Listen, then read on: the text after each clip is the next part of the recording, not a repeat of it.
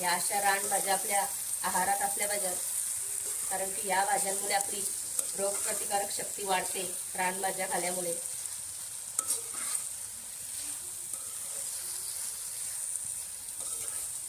बघू शकता तुम्ही, मस्त अशी कंटोल्यांची भाजी तयार झालेली आहे.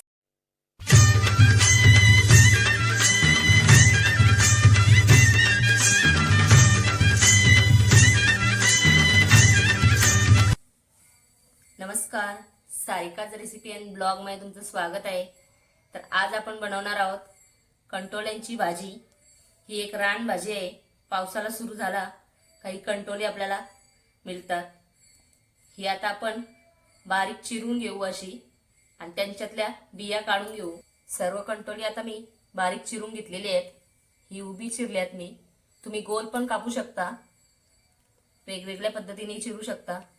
इथे या कोवळ्या बिया आहेत, या काढल्या नाही तरी जमतील, आणि या कडक बिया असतात या तुम्ही काढू शकता.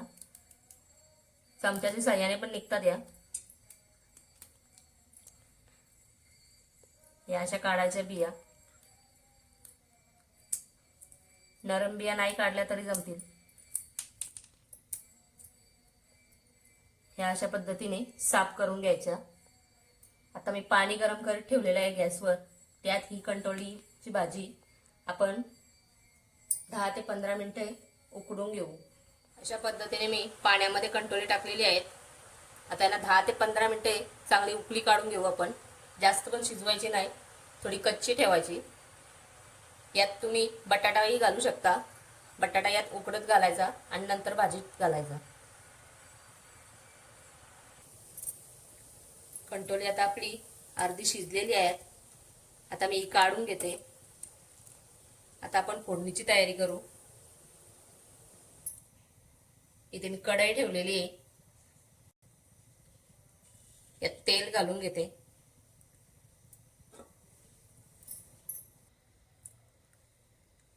तेल चांगलं गरम झालेलं आहे. त्यात अर्धा चम्मच राई घालून घेते. राई चांगली तडतडली की त्यात अर्धा चम्मच जिरा घालून घेऊ.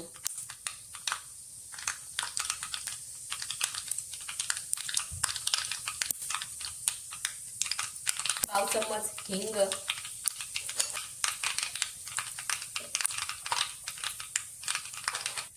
त्यात आता बारीक चिरलेला कांदा घालते.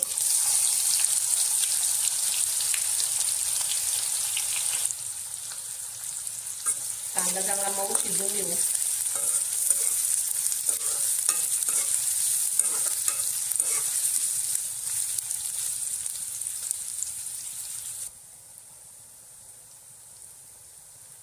कांदा चांगला मऊ शिजलेला आहे. यात आता आलं, लसूण, हिरवी मिरचीची पेस्ट घालून घेऊ. या भाजीत मी मिरच्या जास्त वापरल्या आहेत. 4 ते 5 हिरव्या मिरच्या घेतलेल्या आहेत. तिखट, लसूण आणि आलं अशी पेस्ट आहे.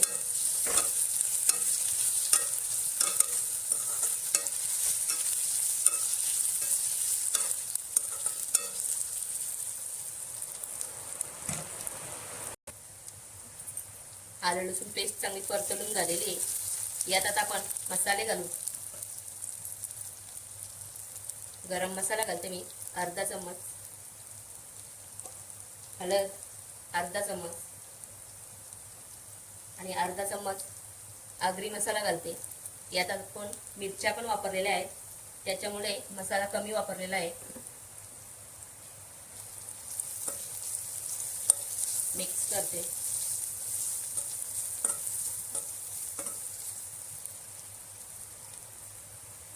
त्या कंटोल्याच्या भाजीतली आपण त्या बिया काढून घेतलेल्या आहेत. ज्या कवळ्या आहेत त्या काढल्या नाहीत. यात आता ही भाजी घालून घेते मी.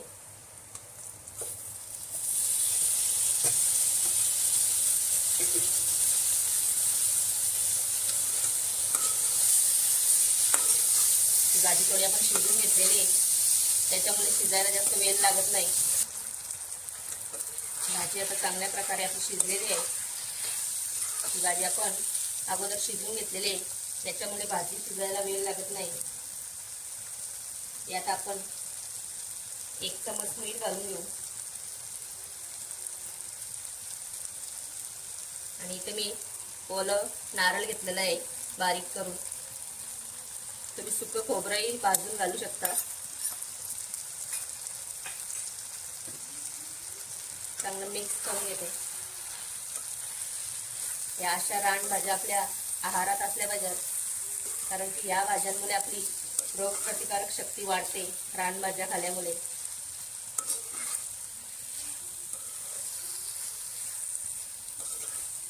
बघू शकता तुम्ही, मस्त अशी कंटोल्यांची भाजी तयार झालेली आहे. झाकण ठेवून मी एक वाफ काढून घेते या भाजीला. भाजी आता शिजलेली आहे. वरून थोडी कोथिंबीर घालून घेते. ही भाजी कडू असल्यामुळे जास्त कोण खात नाही. ह्या पद्धतीने जर तुम्ही केली तर अजिबात कडू लागणार नाही ही भाजी. तर नक्की करून पहा. मी गॅस बंद करते आता. भाजी आपली शिजलेली आहे.